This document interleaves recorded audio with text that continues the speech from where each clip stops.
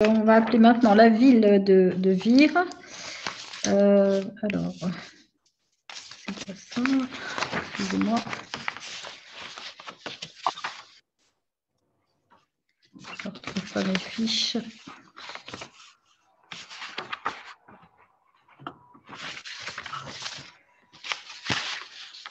Annie Rossi et Guy Vellani. Voilà. Oui, oui. Je voulais parler de ce projet, oui, de cette ville qui est lauréate de l'AMI lancée par France Mobilité dans le cadre de l'agenda rural, pardon. Et donc, la ville de Vire a été lauréate en 2018 de cet appel à manifestation d'intérêt pour ce projet qui s'appelle Territoire de nouvelle mobilité durable, TENMOB. Donc, on accueille en effet Annie Rossi et Guy Vellani. Merci.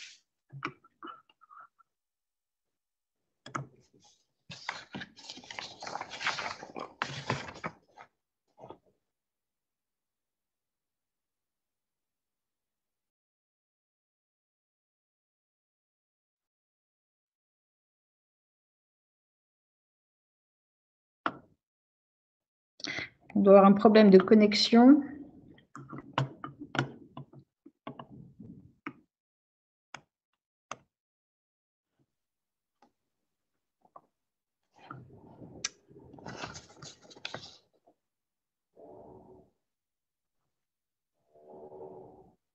Arthur, est-ce que la connexion se fasse? J'ai peut-être une question à poser à M. Gerbert, peut-être. Vous avez parlé de votre projet en 2021 qui est celui d'un dépôt de bus. Est-ce que vous avez pensé croiser la question de la mobilité et la question du logement? Comme vous allez me dire, c'est plus une problématique de grande métropole. À Paris, c'est évidemment le cas, à Zurich et autres. Mais souvent, on essaye de croiser ces deux choses pour justement ne pas être que dans une monofonction. Est-ce que c'est un sujet à Châteauroux ou ça ne l'est pas?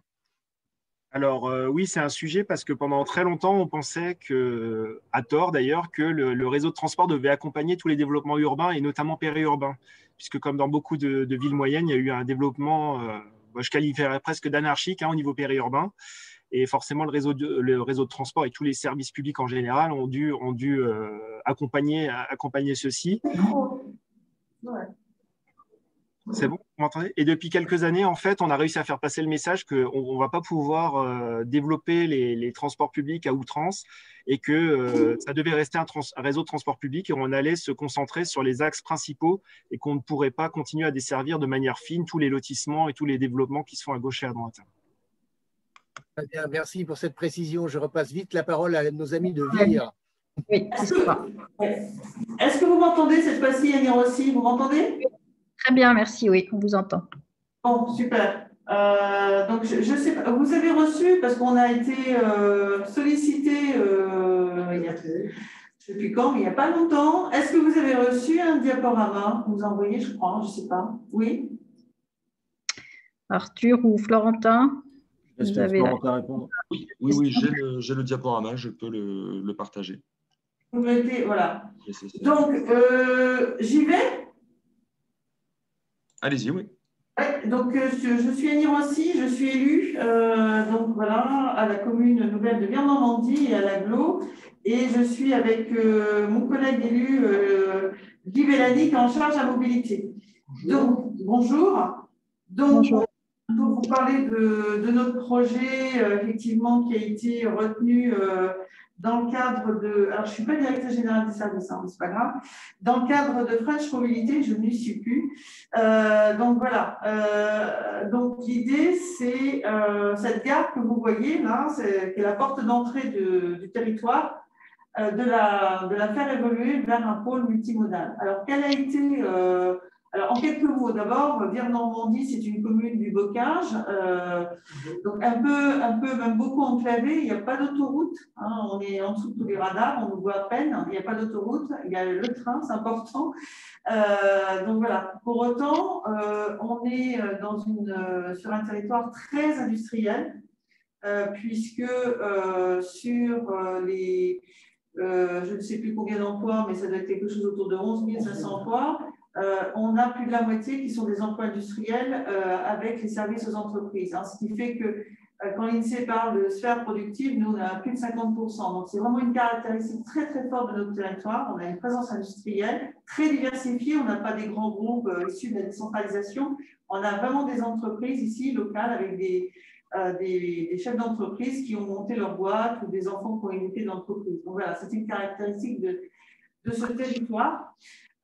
Donc, l'élément déclencheur a été voilà, la SNCF a décidé de fermer la gare, hein, donc voilà, le guichet. Hein.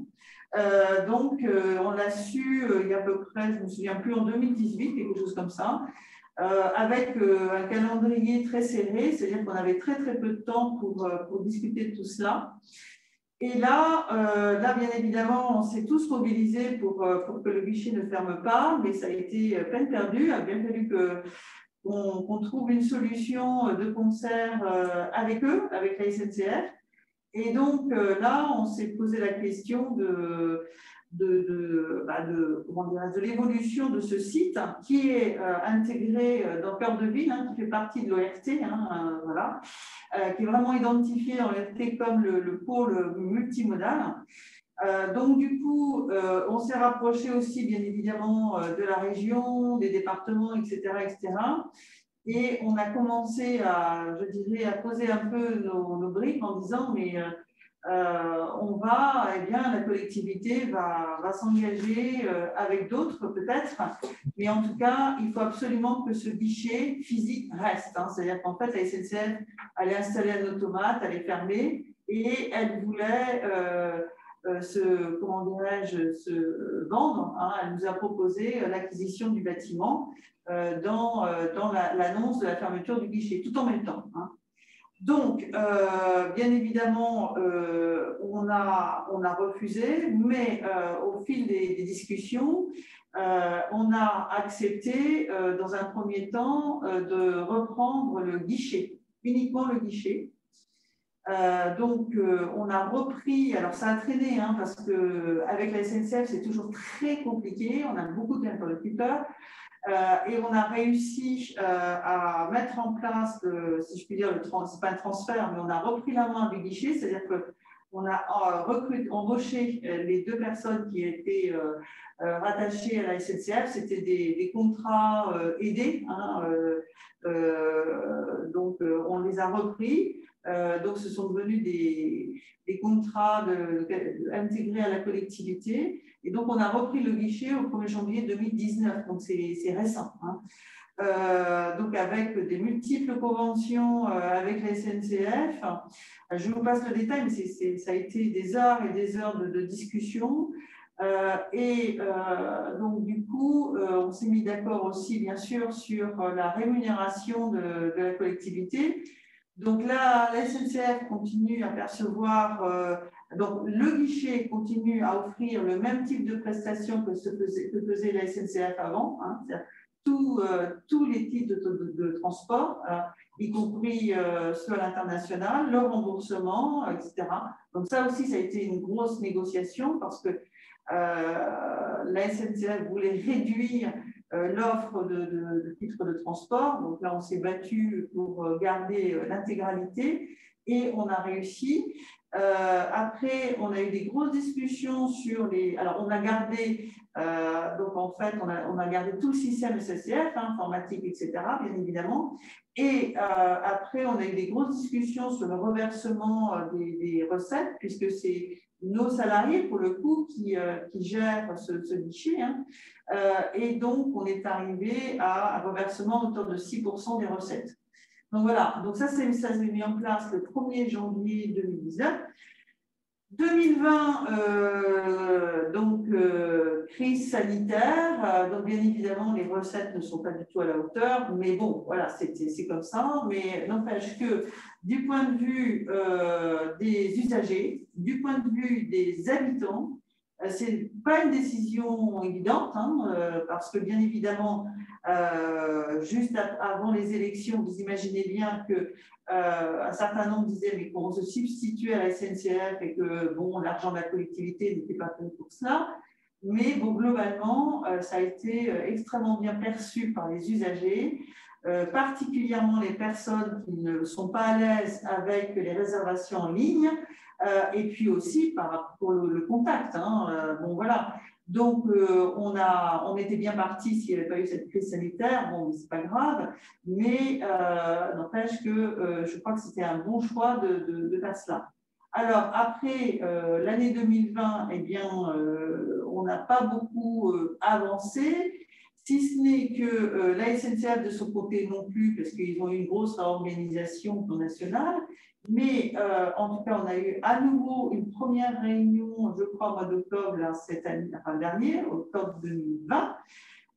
Donc l'idée, c'est de nous vendre tout le bâtiment et puis une partie du foncier. Donc on est en discussion avec le PFN de façon à ce que le PFN, donc on a un accord de principe, mais il y a encore un petit problème juridique à régler, de façon à ce que le PFN le porte au moins pendant 3 ans. Ça fait partie des orientations de l'EPF Normandie, pour qu'on puisse nous organiser cette acquisition, mais surtout aussi le portage.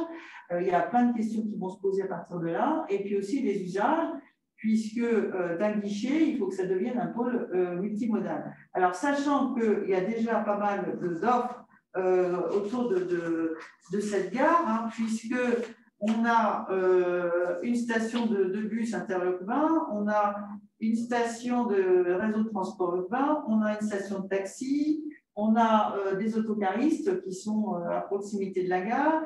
On a mis en place de l'autopartage, donc on a aussi des véhicules à proximité de la gare.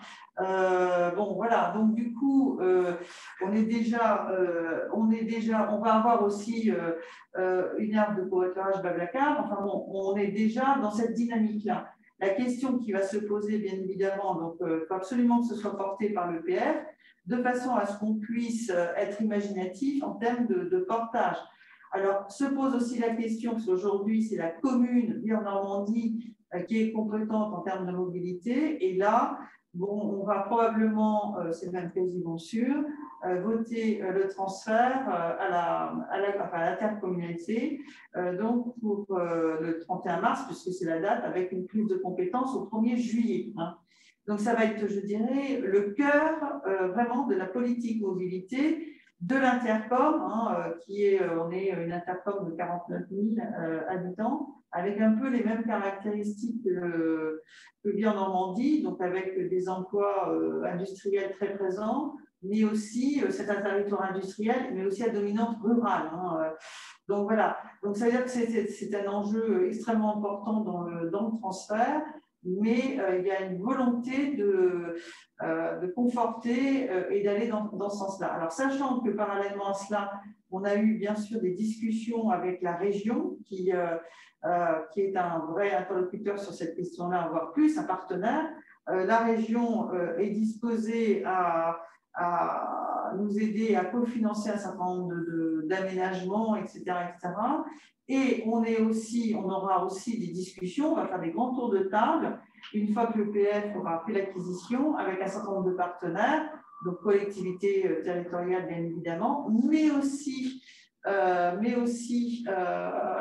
tout le volet entre guillemets privé de tout cela, et aussi bien sûr on a une association qui est très active de défense de la ligne Paris-Granville, donc ils seront dans le tour de table, et aussi on va s'appuyer, on a une association qui relève de l'économie sociale et solidaire, ici sur le territoire, et qui développe beaucoup d'inclusion en termes de mobilité, qui va nous accompagner, c'était prévu dans notre projet, mais ça a pris beaucoup de retard, qui va nous accompagner dans l'animation de tous ces tours de table, de façon à ce que les associations qui sont très proches de ces problématiques-là, mais aussi, dans la mesure du possible, les habitants qui sont organisés, entre autres en conseil de quartier ou conseil consultatif, puisqu'on a mis en place des conseils consultatifs dans les communes déléguées, on est commune nouvelle avec des communes déléguées, et dans les communes déléguées, on a mis des conseils consultatifs.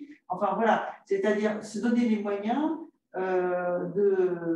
d'écouter, de concerter, de regarder un peu les attentes, les besoins, etc., etc. Donc voilà, j'ai pas beaucoup plus de choses à vous dire par rapport à cela. Encore une fois, on y va piano pour plusieurs raisons. D'abord parce qu'avec la SNCF, on a déjà changé 2 ou 3 fois d'interlocuteur. C'est long. Quand on nous a annoncé la fermeture du guichet et aussi la vente du bâtiment, on avait quasiment 6 mois pour dire oui ou non. Donc là, on a bataillé. Donc du coup, la fermeture du guichet de la SNCF a été effective au 1er janvier 2019. Donc on a eu 18 mois d'échange pour sortir le guichet de la SNCF et pour qu'il soit sous la responsabilité de la collectivité. Bon, voilà, c'était très bien d'ailleurs, parce qu'il fallait, il y a quand même beaucoup de points techniques à voir avec eux. Ils ont accepté, c'est des détails, hein, mais on a un hall qui était ouvert, bien sûr, comme tous les halls de SNCF, avec un guichet qui était ouvert du matin, de 5h du matin, 5h30, 6h, jusqu'à 21h. Enfin, il y avait une amplitude énorme d'ouverture. Donc, nous, on a réduit l'amplitude horaire, en tenant compte parce qu'on a eu des tas de stades pour voir un peu l'usage du guichet. Donc, on s'est un peu calé par rapport aux usages antérieurs, qui sont des usages sur des horaires ouvrables. Et par contre, on a bataillé avec eux pour que le hall soit ouvert et sous leur responsabilité le matin avant le premier train. Parce que, bon, ils ne voulaient pas, ils n'étaient pas d'accord, ils souhaitaient que le hall soit ouvert en fonction de nos horaires à nous, c'est-à-dire que c'était les salariés de la collectivité en charge de ce guichet, ils devaient ouvrir le hall et le fermer quand elles partaient. Donc, et comme elles ont des horaires le matin autour de 8h30, 9h, bien évidemment, le premier train qui est autour de 5h30 le lundi et les autres jours 6h, eh bien, le hall était fermé. Donc, les usagers se retrouvaient sur le quai de la gare sous une casquette qui était vraiment très, très inconfortable, alors que le hall avait été réhabilité il y a quelques années par la région et qui est très confortable. Donc, on a bataillé un peu, ils ont fini par lâcher. Donc, c'est vraiment des discussions qui ne sont pas faciles. Ils arrivent avec des conventions, des cahiers des charges, enfin bon, c'est extrêmement formaté au niveau national et c'est extrêmement difficile de faire évoluer cela et prendre en compte les spécificités locales. Mais bon, on a quand même réussi à arriver à quelque chose qui est pas mal. Et là, l'étape d'après, encore une fois, mais là, la balle est dans leur camp. Ils se sont, vous savez bien, réorganisés au niveau national, ouverture à la concurrence, enfin bref. On sent que pour l'instant, ils sont plutôt sur d'autres sujets, mais on sait que ça va revenir. Et parallèlement à cela, on a fait une demande très officielle auprès de l'EPF pour l'acquisition pendant 3 ans, un portage pour 3 ans, de ce site, donc le bâtiment, le hall, mais enfin le bâtiment dans sa globalité avec le foncier, parce qu'il y a pas mal de foncier, de façon à ce qu'on puisse, nous, la collectivité, faire des tours de table avec les uns et les autres, parce que l'exploitation de ce lieu, ce ne sera pas uniquement le guichet SNCF sous la responsabilité de la collectivité. Ce qu'on souhaite, c'est que ça devienne un hall ouvert au plus grand nombre avec le plus grand nombre d'offres de transport, de mobilité. Donc, ça veut dire que les autocaristes pourraient être là, les taxis, etc., etc. Donc, on a commencé à discuter avec les uns et les autres en bilatéral et bon, ces propositions-là sont plutôt bien reçues. Donc, voilà. Mais encore une fois, c'est vraiment une porte d'entrée du territoire qui est extrêmement importante. Ça contribue fortement à l'attractivité et on est d'une vigilance très, vraiment, c'est un projet qui est très stratégique pour nous. Et il va être transféré, je pense, très vite, donc à compter du 1er juillet de cette année 2021 à l'Intercom. Et on l'a présenté, enfin Guy l'a présenté aux élus de l'Intercom et on l'a présenté aussi, bien sûr, on a eu une discussion avec la région là-dessus et c'est vraiment le cœur, ça va être le cœur de notre politique mobilité. Alors, pour l'instant, nous n'avons pas de levée de versement mobilité. Hein, donc, ça va se poser aussi la question du versement mobilité au niveau de l'Intercom pour pouvoir développer une politique de mobilité. Parce que pour l'instant… Désolée, madame, je suis désolée parce qu'en fait, là, le temps tourne et on va essayer, en tout cas, merci beaucoup. On voit que c'est un projet qui est très intéressant et qui est très complexe de par ses enjeux, notamment par le transfert de la compétence à l'Interco. On va peut-être voir s'il y a une question maximum parce que nous devons faire intervenir aussi Claire Barito de France Mobilité et terminer la session à 16h. Voilà, et il est 15h50. Voilà, y a-t-il une question, juste une question ou une remarque sur ce projet qui est vraiment très intéressant?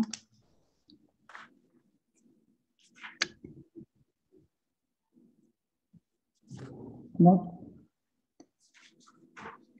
Une remarque de monsieur et madame Langlais qui fait état d'un projet où une commune dispose d'un bâtiment-gare qui est totalement fermé depuis 2010.